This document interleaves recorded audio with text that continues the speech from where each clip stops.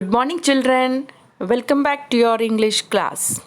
Okay, today we'll be doing a lesson in your English course book, page number 70, lesson number 5, Yeti.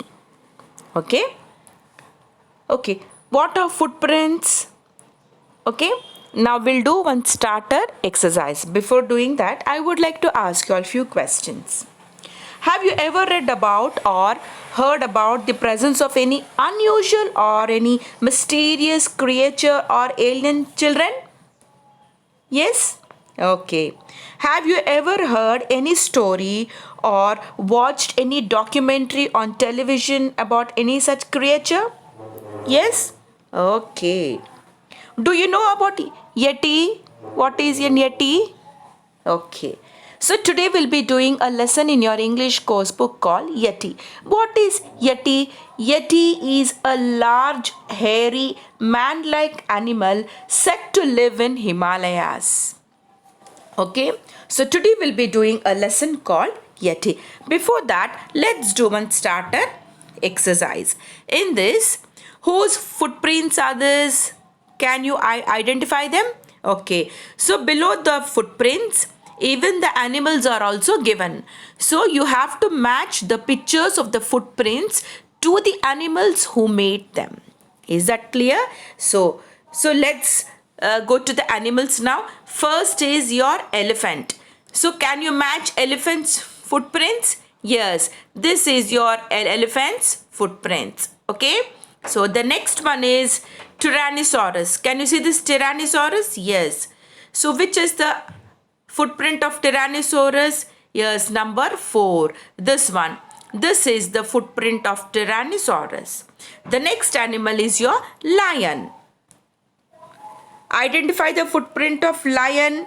Yes, the first one. This is the footprint of lion. And what's the last one? Chimpanzee. Here. So, the footprint of chimpanzee, what is it? The second one. So, this is the footprint of chimpanzee. Is that clear, children? Okay. Now, let's start your lesson. Read about the mysterious creature called Yeti. So, let me summarize about this lesson in short. Okay. There's a girl called Lakpa. Lakpa was a teenage girl who gazed a herd of yaks. She lived in a village in Nepal, high in the Himalayan mountains. When Lakpa noticed that the yaks seemed restless, she thought that a bear or a snow leopard might be nearby. She led the yaks to a clear, snow-fed stream. And then the police found Yeti's large footprints, but not Yeti. So scientists studied photos and plaster casts of Yeti footprints and then compared them with other animal footprints. Their studies made them feel certain that the Yeti's footprints could not have been made by a bear, an ape, an antelope, or any other animal familiar to them. So, as they did not match those of any known animal's footprints. Is that clear? So, today let's do the reading. I'll read out the lesson. I have just summarized about it. I'll read out the lesson clearly and you listen carefully. Concentrate on the lesson and listen carefully. Listen to the pronunciation of words. Is that clear? Okay. Now let's read about the mysterious creature called Yeti.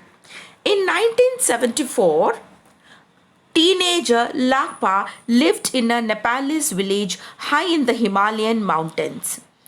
Each day she climbed the pathway up the mountain to graze a herd of yaks. What do you mean by the word graze? Just you go to that yellow box. Can you see there? Graze means what? Took the yaks to eat grass. She took the yaks to eat the grass. That is called to graze it. Graze the herd of yaks. Lakpa saw few people on the steep mountain paths.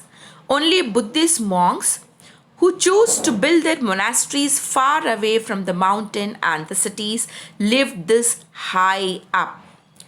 Lakpa had heard tales of Yeti, an ape-like beast that lived in the Himalayas, but the mountains stretched for thousands of miles.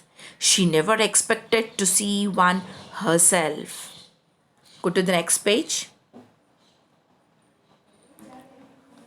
One day, as Lakpa was grazing the herd, she noticed that the yaks seemed restless. She thought that a bear or a snow leopard might be nearby. Lakpa led the yaks to clear snow-fed stream.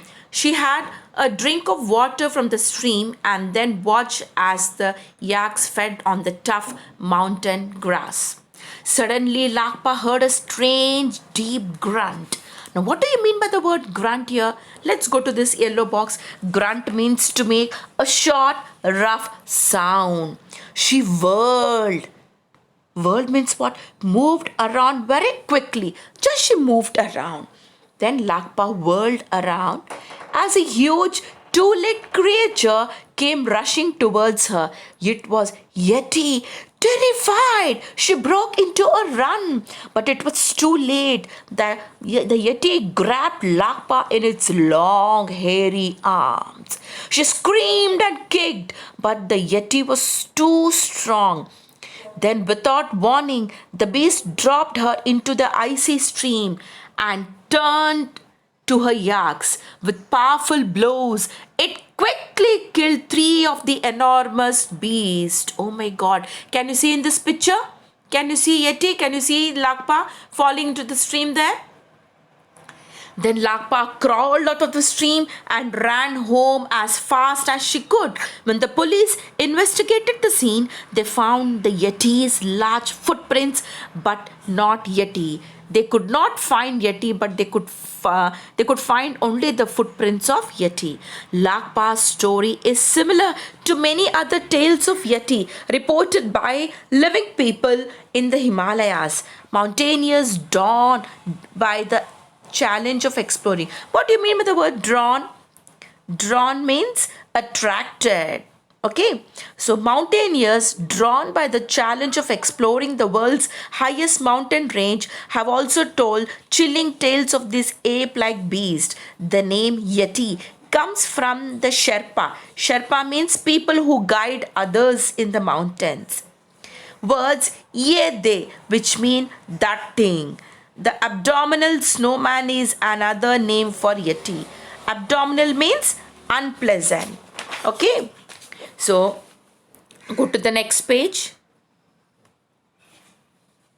In 1951, mountaineer Eric Shipton and his party were exploring an unknown part of the Himalayas when they came across a line of strange footprints in the snow. The footprints looked similar to human footprints, but they were twice as wide.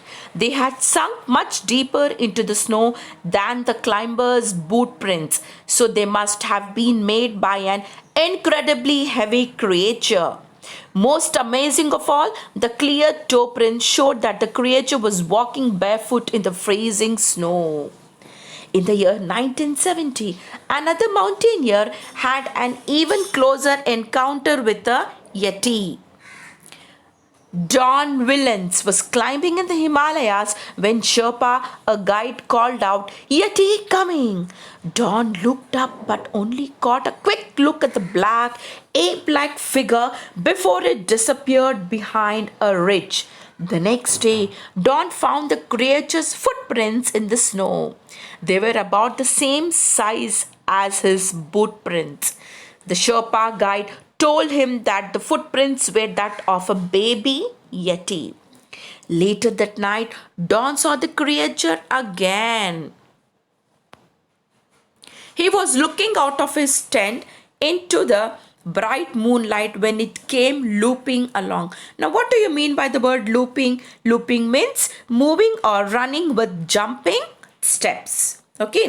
It headed for a clump of trees and began pulling the branches. Don grabbed his binoculars, but the creature suddenly noticed him and ran across the mountain and out of sight. The number of Yeti sightings caught the interest of some scientists. They studied the photos and plaster cast of Yeti footprints and then compared them with other animal footprints. They decided that the Yeti prints could not have been made by a bear, an ape, an antelope, or any other known animal. Apart from footprints, little evidence about the Yeti has been found. Yeti footprints are still being found. In the year 1992, Julian Freeman Atwood found footprints on a glacier, but no one had climbed for 30 years. Will the mystery of the Yeti be solved? What sort of a creature is it? Where does it sleep? How does it find enough food to survive on the snow covered mountains?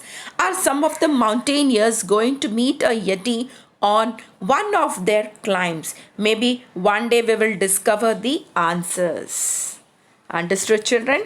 So, what you do, you to try to find out what is this Yeti. Go search on net and find out what is an Yeti, how does it look, how is it, and you just find about its food, how does it survive on the snow covered mountains and everything. Okay, so this is the lesson about Yeti. Now you have to read the lesson and summarize and understand the meaning of the lesson. Okay, students, so with this we end up the class.